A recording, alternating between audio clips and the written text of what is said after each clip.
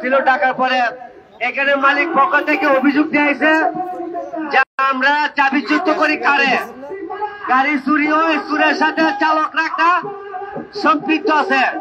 চুরি হইলে এখানে টাকাটা দিয়ে গাড়িগুলো আনে, এই গাড়ি থেকে চালকরা একটা শেয়ার পায়, বন্ডক পায়। এটা একদম মিথ্যা, একদম মিথ্যা। এই বইলে দেখেন, আমরা এরকম জানি গাড়ি চুরি হইলে চালক মারাও যায়। এই যে মরণ কেলা কি কোন চালকে করবে? এটা একান্ত মিথ্যা কথা বলেছে, যাকে এই ব্যাপারে আমরা যথেষ্ট সদুত্তর দিয়েছি। এখন আমাদের মধ্যে বক্তব্য রাখবেন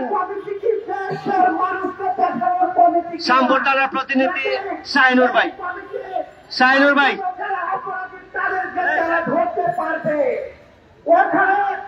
যখন আগুন লেগেছিল তখন তারা ওখানে কর্মরত ছিল, ওখানে যখন আগুন লেগেছিল ঢাকা মহানগর অটোরিকশা চালক ঐক্য পরিষদের আহ্বানে অটোরিকশা চালকদের জন্য মূল্যবোধ প্রদান সহ আজকের এখানে উপস্থিত হয়েছি আমরা সমস্ত শ্রমিকরা। যে কারণে সেটা হচ্ছে আমরা অনেকদিন যাবৎ এই সিএনজির দুঃশাসন এবং অন্যায় অত্যাচারের কারণে আমরা এখানে উপস্থিত হয়েছি। আমাদের 5,000 গাড়ি দেওয়ার জন্য অনেকদিন আমাদের আশ্বাস করতে বিআরটি, অথচ আমরা এখন পর্যন্ত আমাদের সেই গাড়িগুলো পাচ্ছি না। বিধায় আমরা এখানে আবার উপস্থিত হচ্ছি। এবং উপস্থিত হওয়ার আরেকটা কারণ হচ্ছে আমরা যে রাস্তায় গাড়ি চালাচ্ছি সেই গাড়ি চালানো অবস্থায় আমাদের পুলিশ প্রশাসন সেই স্বৈর শাসনের অবস্থা আবার শুরু করছে, যেখানে আমাদের মামলা 2,000 থেকে 5,000, 7,000, 8,000 টাকা পর্যন্ত মামলা দেওয়া হচ্ছে।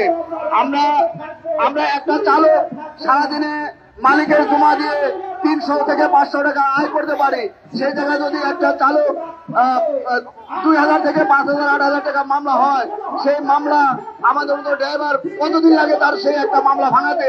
সেটা তো মালিকরা দেয় না, তো পুলিশরা মনে করে এটা মালিকরা দেয় না, অথচ সেই মামলার যন্ত্রণায় জর্জরিত আমরা প্রত্যেকটা ড্রাইভার মালিকের সাথে তর্ক বিতর্ক হলেই তখন আমাদের চাকরি থেকে বহিষ্কার হতে হয়। আর সেই চাকরি গেলে তখন আর চাকরির সমস্যার সংকট তৈরি করেছে মালিকরা। সেটা হচ্ছে আমার গাড়ি আমি পাবো, যাত্রী সেবা নিশ্চিত করবো। এখন আমাদের যে গাড়ির প্রয়োজন, আমাদের যে গাড়ি দরকার, সেই গাড়িগুলো এখন নাই। আমাদের ড্রাইভারদের গাড়ি দরকার 40,000, এখন গাড়ি আছে 15,000। তো এই গাড়িগুলো পাওয়ার জন্য আমাদের সরকার যদি আমাদের রেজিস্ট্রেশন নাম্বারগুলো দেয়, আমরা ড্রাইভাররা যদি গাড়ি পাই, তাহলে মালিকদের এই অন্যায় অত্যাচার থেকে আমরা মুক্তি পাবো এবং আমরা যাত্রী সেবা নিশ্চিত করতে পারবো।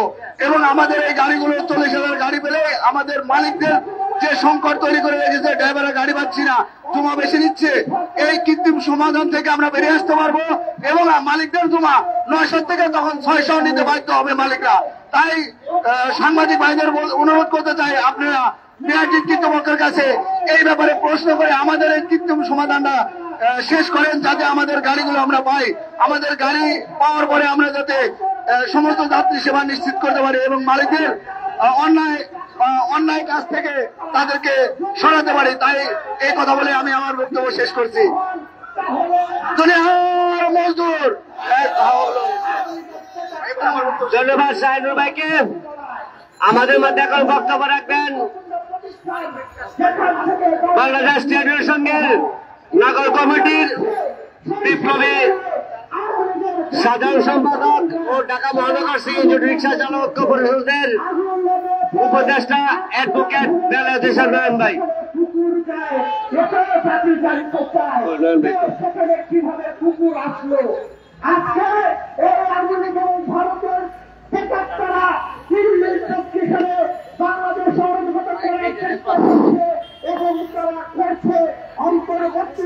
ঢাকা মহানগর সিএনজি অটোরিকশা চালক ঐক্য পরিষদ কর্তৃক আয়োজিত আজকের এই বিক্ষোভ সমাবেশে উপস্থিত সংগ্রামী সভাপতি ঢাকা মহানগর সিএনজি অটোরিকশা চালক ঐক্য পরিষদের আহ্বায়ক শেখ হানিফ, উপস্থিত উপজেলা সাংস্কৃতিক সংসদের সভাপতি শ্যামল কুমার ভৌমিক, উপস্থিত বাংলাদেশ ট্রেড ইউনিয়ন সংঘের সহসভাপতি মোহাম্মদ ইয়াসিন, উপস্থিত বাংলাদেশ নৌযান শ্রমিক ফেডারেশনের যুগ্ম সাধারণ সম্পাদক আবু সাইদ ড্রাইভার, উপস্থিত ঢাকা পোশাক প্রস্তুতকারী শ্রমিক সংঘের সাধারণ সম্পাদক মাহবুব আলম মানিক, আমার সামনে উপবিষ্ট ঢাকার বিভিন্ন থানা থেকে আগত সিএনজি শ্রমিক বন্ধুরা, সবাইকে বাংলাদেশ ট্রেড ইউনিয়ন সংঘ ঢাকা মহানগরের পক্ষ থেকে রক্তিম শুভেচ্ছা। বন্ধুরা, যে সকল সিএনজি শ্রমিকদের এখন রাস্তায় থাকার কথা, জীবন জীবিকার জন্য যাত্রী পরিবহন করার কথা, ঢাকা শহরের জনগণের দূর যাত্রার নিশ্চয়তার জন্য সেবা নিশ্চিত করার কথা, তাদের এক অংশ এখন ঢাকার প্রেস ক্লাবের সামনে জাতির বিবেক সাংবাদিক বন্ধুদের সামনে তারা দাঁড়িয়ে আছে। কারণ এই শ্রমিকরা তাদের জীবন চলে না 2014 সালে তৎকালীন স্বৈরাচারী সরকার শ্রমিকদের কথা না ভেবে তার সৃষ্টি দালাল শ্রমিকদের নিয়ে ও এদেশের পুঁজিপতি মালিকদের স্বার্থ রক্ষার জন্য শ্রমিকদের গোড়া কেটে একটি মাত্র 3 লক্ষ টাকার সিএনজির ভাড়া 900 টাকা নির্ধারণ করে। এই 900 টাকা নির্ধারণের পরে ঢাকা মহানগরের কোন মালিক কখনোই 900 টাকা নেয়নি। তারা 1400-1500 টাকা পর্যন্ত ভাড়া নিয়ে থাকে।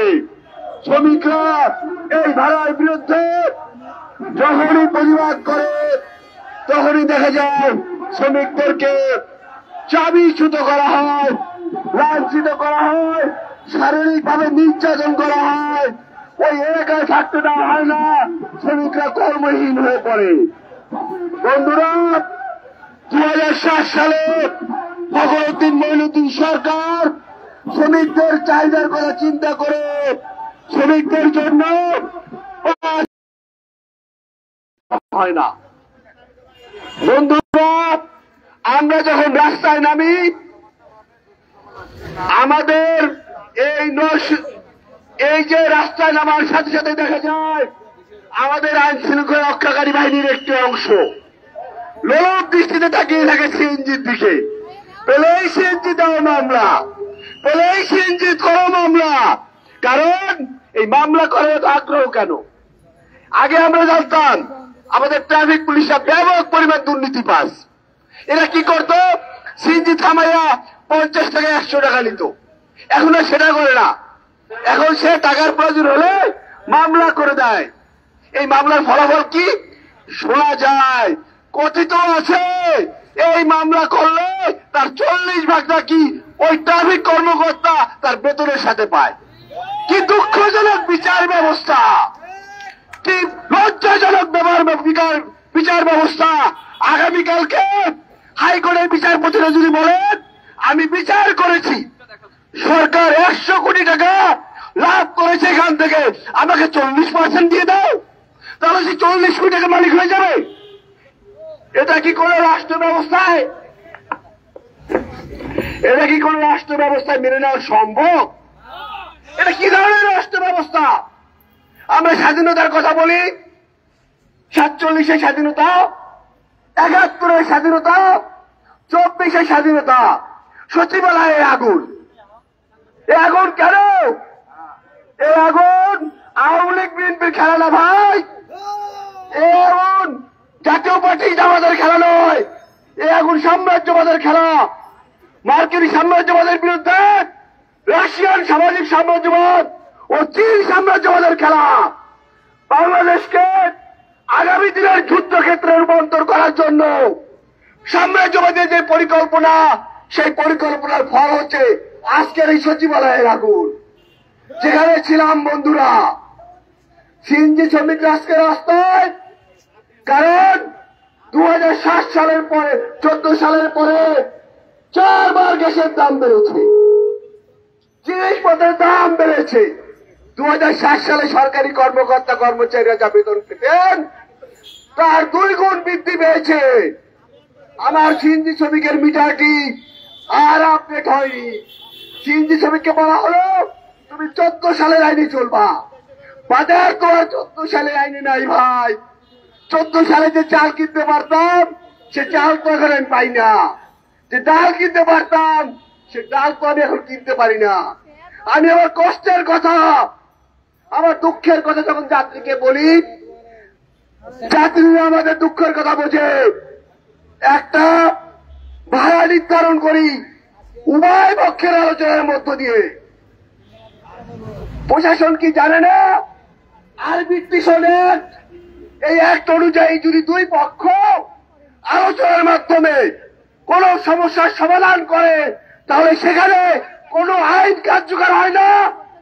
তাহলে এই আরবিট্রেশনের পরে কি করে সড়ক পরিবহন আইন 2018 নামে শ্রমিক স্বার্থ বিরোধী আইন দিয়ে শ্রমিকদের বিরুদ্ধে মামলা দেওয়া হয়? দেখেন কি দুঃখজনক আইন। যে আইনের বিরুদ্ধে হাইকোর্টে মামলা করা যায় না, যে আইনের বিরুদ্ধে রায়ের বিরুদ্ধে টস করে কথা বলা যায় না, যে আইনের রায় দেয় একজন সাব ইন্সপেক্টর বা তদন্ত কর্মকর্তা, একজন ম্যাজিস্ট্রেটের যে বিচারিক ক্ষমতা, বিচার বিভাগের যে বিচারিক ক্ষমতা, এই আইন দ্বারা এই বিচারিক ক্ষমতাকে খর্ব করা হয়েছে। আমরা অনতিবিলম্বে এই আইনকে সংশোধন করে শ্রমিকদের সাথে আলোচনা করে শ্রমিক প্রতিনিধিদের চাহিদা অনুযায়ী সড়ক পরিবহন আইন প্রণয়নের জন্য অনুরোধ জানাবো। সড়ক পরিবহন আইনের নামে সড়কের বড় বড় নেতারা আওয়ামী লীগের নেতা হয়ে অনেক লুটপাট করেছেন, এখন কেউ জেলেও আছেন। কিন্তু শ্রমিকদের কি অবস্থা? সড়কের শ্রমিকদের কোনো শান্তি নেই, সড়কে কোনো শৃঙ্খলা নেই, সিএনজি শ্রমিকদের কোনো শান্তি নেই। আমাদের একটা বক্তব্য আছে, আমাদের প্রতিজন শ্রমিক একটি কথা বলেছে, আমার গাড়ি আমি চালাবো, যাত্রী সেবা নিশ্চিত করব। আমরা এটা বুঝি যতক্ষণ না পর্যন্ত এই 3 চাকার গাড়িটির মালিক একজন সিএনজি শ্রমিক হবে ততক্ষণ পর্যন্ত কোনদিনও সিএনজি চালকরা শান্তি থাকতে পারে না। সিএনজি শ্রমিকরা যাত্রী সেবা নিশ্চিত করতে পারবে না। কারণ আপনি আজকে যে মিটার নির্ধারণ করবেন, কালকে সেই মিটারের দাম বেড়ে যাবে। আজকের চালের দাম কালকের চালের দাম থাকবে না, ডালের দাম থাকবে না, শ্রমিকের অসন্তোষ সৃষ্টি হবে। বন্ধুরা, ঢাকা মহানগর বাদ দিয়েও আমরা এই সিএনজিটিকে চিটাং মহানগরের দেখি, আমরা গাজীপুর মহানগরে দেখি, পার্শ্ববর্তী নারায়ণগঞ্জ মহানগরে দেখি, ঢাকা জেলার বিভিন্ন জায়গায় দেখি, ছোট ছোট জেলায় দেখি, কোথাও তো মিটার নেই। ঢাকায় কেন মিটার লাগে? যেই সিএনজি যেই বাজাজ সারা দেশে মিটারহীন চলে, আমার ঢাকায় কেন মিটার? ঢাকায় মিটার হচ্ছে মালিকদের স্বার্থ রক্ষার জন্য, পিএসসি এর অসাধু কর্মকর্তাদের বিদেশ ভ্রমণের জন্য, তাদের সন্তানের উচ্চ শিক্ষার জন্য। কারণ এটা না হলে তো লুটপাট করা যাবে না, চুরি করা যাবে না, ঘুষ খাওয়া যাবে না, দুর্নীতি করা যাবে না। সিএনজি সেক্টরে দুর্নীতির আখ্যা করা হচ্ছে ওই মিটার। আমরা মিটার মুক্ত সিএনজি চাই। সরকারকে বলতে চাই, কোন সিএনজি দেওয়া যাবে না শ্রমিকদের বাদ দিয়ে। প্রতিটি সিএনজির মালিক হবে একজন শ্রমিক। অবাধে সিএনজি চলতে দিতে হবে। সিএনজি কে বুড়িগঙ্গা নদীর এই পারে রেখে 1300 টাকা জমা, ওই পারে গেলে 500 টাকা জমা। বুড়িগঙ্গা ব্রিজ এমনকি যে ব্রিজ পার হলে একটি সিএনজির ভাড়া 900 টাকা কমে যায়। তাহলে এটা কি? এটা এক ধরনের কারসাজি, এটা এক ধরনের সিন্ডিকেট। আমরা সিন্ডিকেট বলি। এই সিন্ডিকেটের হতা হচ্ছে বিআইটি এর চেয়ারম্যান। এই সিন্ডিকেট চায় হচ্ছে টিএমপি কমিশনাররা। বেঁধে দিতে হবে এইসব সিএনজি। শ্রমিকদের অধিকার আদায়ের জন্য বাংলাদেশ ট্রেড ইউনিয়ন সংঘ সবসময় ভূমিকা পালন করছে। আপনারা জানেন গত 3 দিন আগে চাঁদপুরে 7 জন নৌযান শ্রমিককে হত্যা করা হয়েছে। নৌযানে অবাধে ডাকাতি হচ্ছে, যার প্রতিবাদে গতকাল মধ্যরাত থেকে নৌযান শ্রমিক ফেডারেশনের নেতৃত্বে সারা দেশের পণ্য পরিবহনকারী নৌযান শ্রমিকরা ধর্মঘটে রয়েছে। আজকের এই সমাবেশ থেকে আমরা নৌযান শ্রমিকদের এই ধর্মঘটকে পূর্ণ সমর্থন দিচ্ছি। এবং শুধু সিএনজি শ্রমিক নয়, বিকালে লোকাল গার্মেন্টসের প্রোগ্রাম আছে, কালকে হোটেল শ্রমিকদের প্রোগ্রাম আছে, সকল সেক্টরের শ্রমিকরা তার ভাই নৌযান শ্রমিকদের সাথে রয়েছে। বন্ধুরা, সিএনজি শ্রমিকদের যদি অধিকার আদায় করতে হয় তাহলে 6 দফা বাস্তবায়ন করতে হবে। ঢাকা মহানগরের যে সিএনজিদেরকে ঐক্যবদ্ধ করতে হবে, সারা দেশের শ্রমিকদের ঐক্যবদ্ধ করতে হবে। আপনাদের আন্দোলন সফল হোক, অধিকার আদায়ের পরেই আমরা ঘরে ফিরে যাব, নতুবা ঘরে ফিরে যাব না। ধন্যবাদ সবাইকে।